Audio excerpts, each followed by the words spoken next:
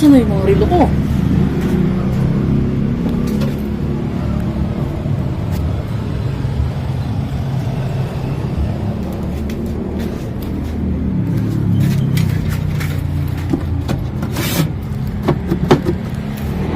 Hindi, joke lang.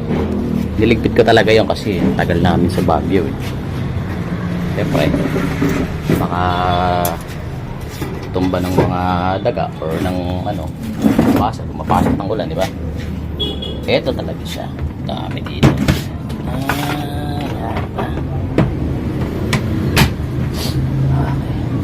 Sipon pa ako. Ano kasi dun eh.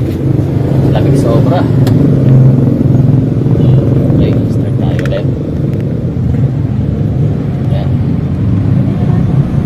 Makasang loob kung mag-ganto, mag-vlog. Hindi naman alam ng mga kapitbahay. Nag-aaral ako ng vlog eh.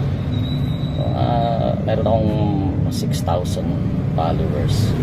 Most of them taga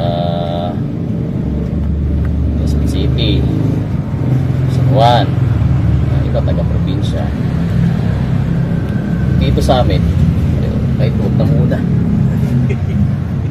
Para pag lumabas ako normal lang, di ba? Wala masyadong mapansin.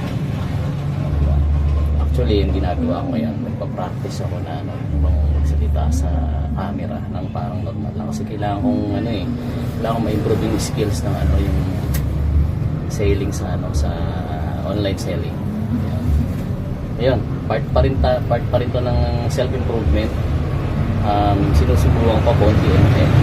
Tapos pinanonood ko kung mga changes na or sasanay na ako sa camera. Kasi napakagandang skills itong matuto ka na speaking.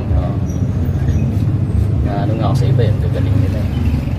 Gagalingin tayo, sabay-sabay tayo. Okay, sige, para magliligpit muna ako. Ay, may papakita pala ako sa inyo. Yung mga yung mga coins dito na matatagal na, mga 1969 pa yata yun.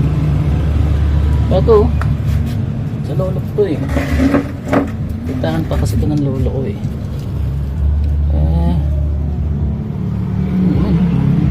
Kita ba? Kita ba?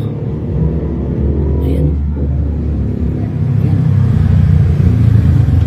Kay Marcos pa yun, 1975. Bagong lipunan. No? Tapos yung iba. Ito. Agila pa yung 50 centavos na may agila. Ayan o. Gagawin ko ng yung papakita ko sa inyo. Yung mas malinaw yung ko na, nalinis ko na.